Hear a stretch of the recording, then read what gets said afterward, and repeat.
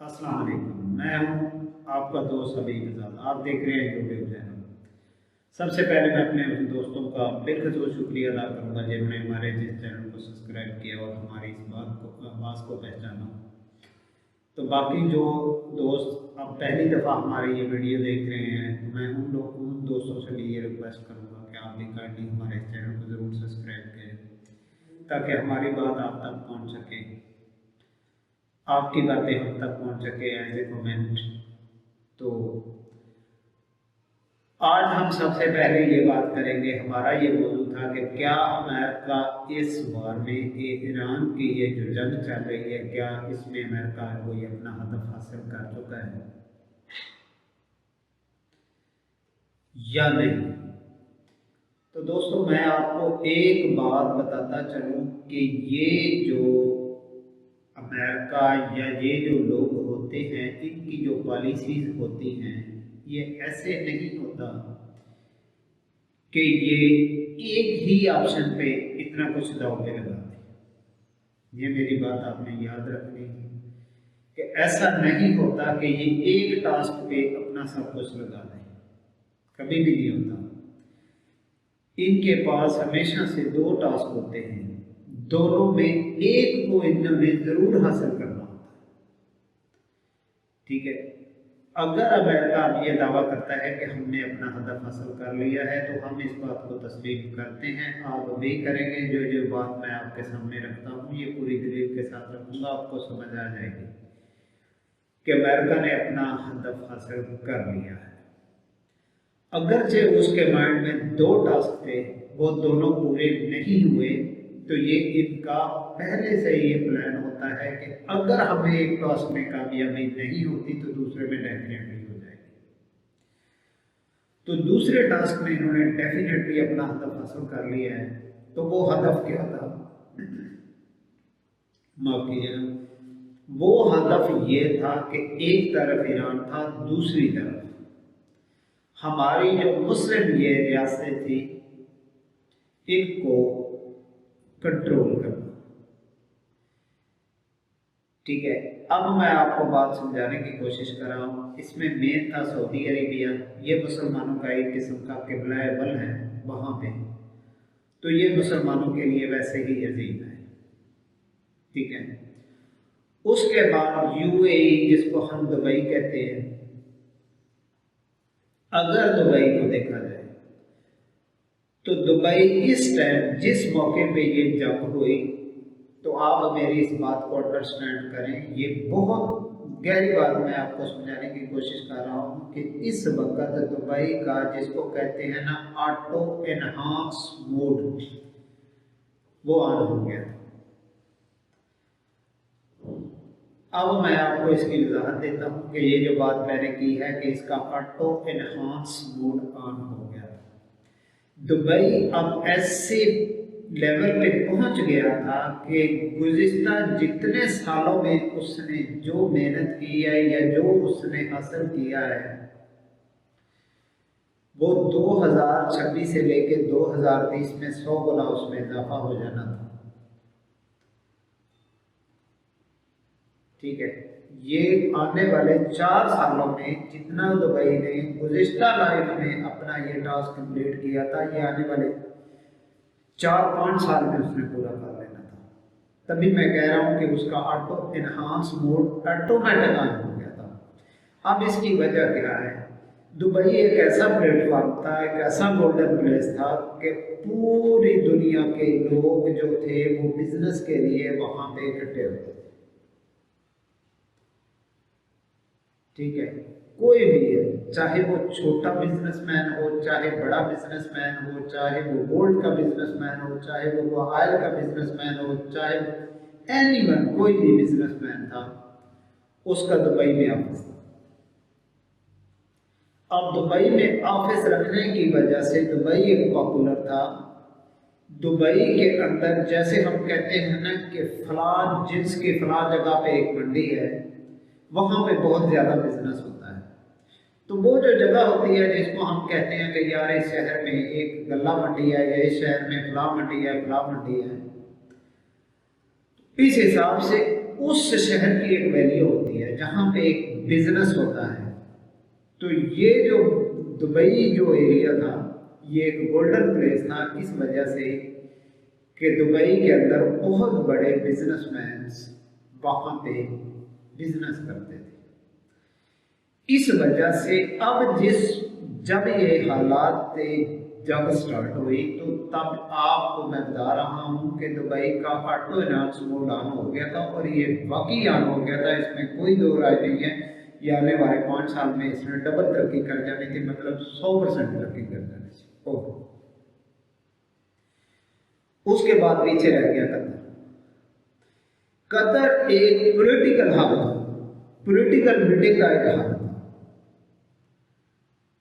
अब मेरी बात को समझे कि इस खित्ते में या यूरोपियन कंट्रीज जितने भी थे, सबके जो मामला होते थे बिलखसूस इस खित्ते में अगर कोई भी मीटिंग पॉलिटिकल होती थी तो वो कतर के अंदर होती थी। ठीक है, आप शायद अगर आपकी थोड़ी सी नॉलेज नहीं है तो आप थोड़ा सा नॉलेज लेने की कोशिश करें, आपको नेट से भी ये मालूमात मिल जाएगी कि कतर एक बहुत बड़ी एक किस्म की एक ऐसी प्लेस थी जहाँ पे एक पॉलिटिकल हब था मीटिंग्स का। ठीक है, तो ये कतर हो गया, सऊदी अरेबिया हो गया। ठीक है, तो सऊदी अरेबिया का रीज़न तो ये है कि कोई भी मुसलमान सऊदी अरेबिया के खिलाफ कुछ भी करने का सोच नहीं सकता। ठीक है, तो उसमें मुसलमानों का किबला अव्वल है, जो कि उनके लिए एक मखसूस एक जिसमें हमें वो राइट्स देते हैं, जिसमें हमें वो सिक्योरिटी प्रोवाइड करते हैं। तो ये एक किस्म का उनके लिए एक बिजनेस भी था, एक अर्निंग सोर्स भी था। मुसलमान लाखों की तादाद में मुसलमान आते हैं हज और उम्रे के लिए, तो ये उनके लिए एक अर्निंग सोर्स भी है। ठीक है, बदले में वो हमें हमारी सिक्योरिटी देते हैं, हमारे मामला होते हैं, हमें अच्छी राइट्स देते हैं। ये सब कुछ एक बिजनेस का हिस्सा होता है। उसके बाद यूएई के तो मैं आपको बता चुका हूँ कि वो एक बिजनेस प्लेस था, गोल्डन प्लेस था। तो अब अमेरिका का यह जो प्लान था वो ये था कि हम ईरान पे हमला करेंगे। नंबर 1, ईरान को दबोच लेंगे, ईरान के ऊपर कब्जा कर लेंगे। अगर बिलफर्ज ईरान के ऊपर हम कब्जा करने में नाकाम रहते हैं, ईरान का रजीम चेंज नहीं होता, तो हम हालात को ऐसे कन्वर्ट करेंगे कि ये जो मुस्लिम कंट्रीज हैं इनका नुकसान डेफिनेटली होता है। ये मुआशी तौर पे इनके अंदर बहरान आ जाए।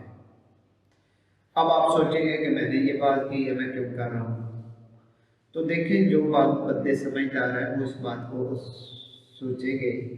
मैं ये पूरे प्रूफ के साथ बात करता हूँ कि आप ये जो टॉप 10 ममालिक है ना जीडीपी ग्रोथ, जिनकी लिस्ट में टॉप 10 कंट्रीज हैं, तो आप उनकी लिस्ट देख रहे हैं। जीडीपी ग्रोथ में जो टॉप 10 कंट्रीज हैं, आप उनकी अगर लिस्ट निकाल के देखेंगे तो आपको कोई भी मुस्लिम कंट्री नजर नहीं आएगी।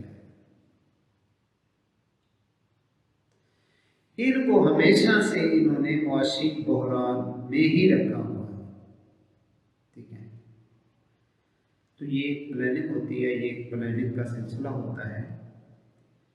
ठीक है, जो बज़ाहिर हमें कुछ और नज़र आता है, होता कुछ और है, इसलिए हम ये कहते हैं कि ये इनके 2 टास्क थे।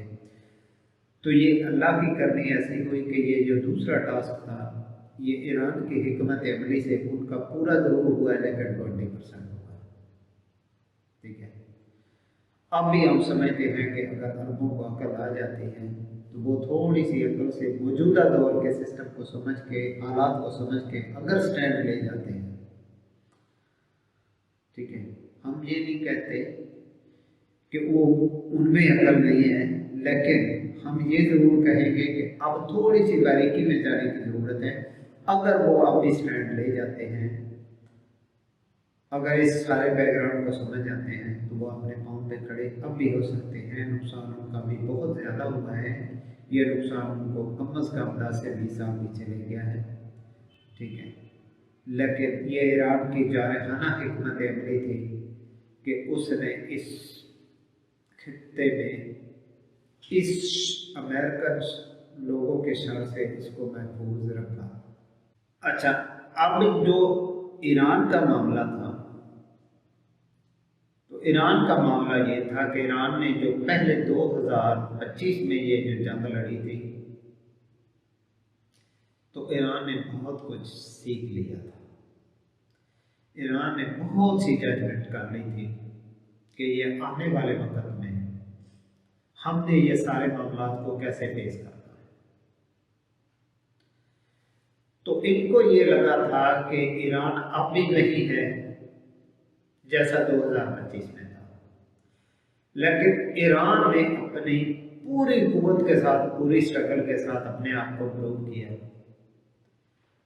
तो अब उसने दुनिया को दिखा दिया कि अगर इंसान कोशिश करे तो कुछ भी हो सकता है। यकीन करें कि ईरान के खुद भी लोग ये नहीं समझते थे कि हमारा ईरान ऐसा है।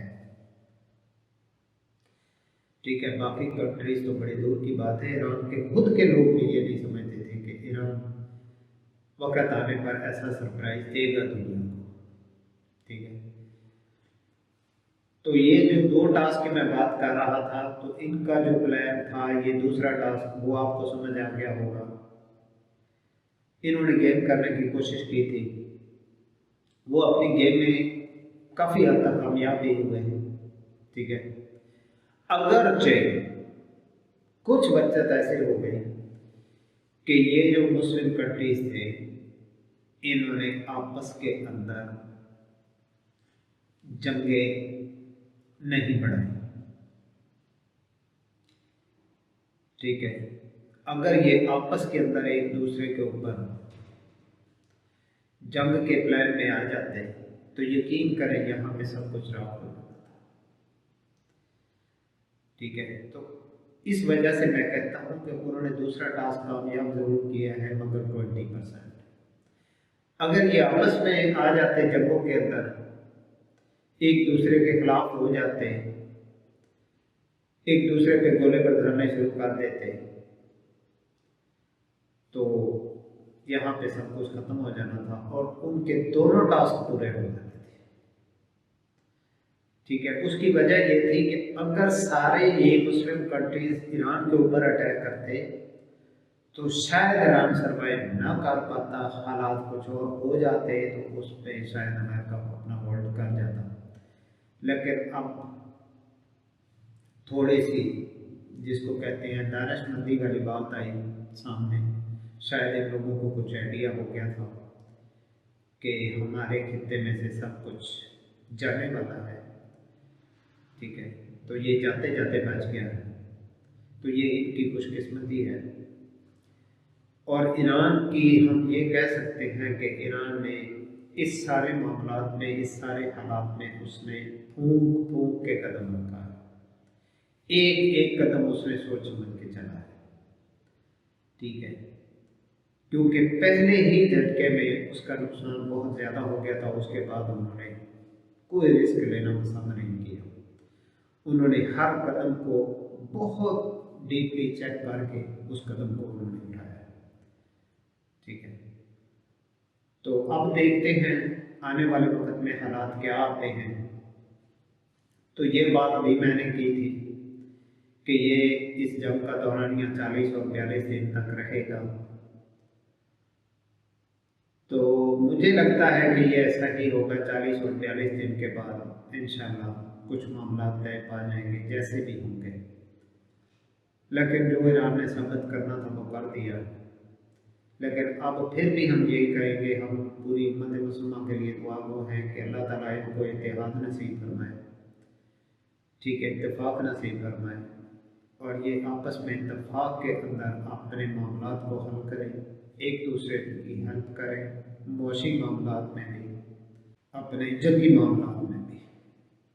ठीक है, तो ये सारे मामलात में आपस में मिलजुल कर चलें, तो तब ही ये सर्वाइव कर पाएंगे। नहीं तो वो गेम तो बहुत बड़ी थी, लेकिन बस शायद अल्लाह का करम था कि इन मुसलमानों ने अपना थोड़ा सा नुकसान करने के बाद इन्होंने कुछ थोड़ा सा संभल लिया, वो मामला बेहतर होंगे इंशाअल्लाह। अल्लाह पाक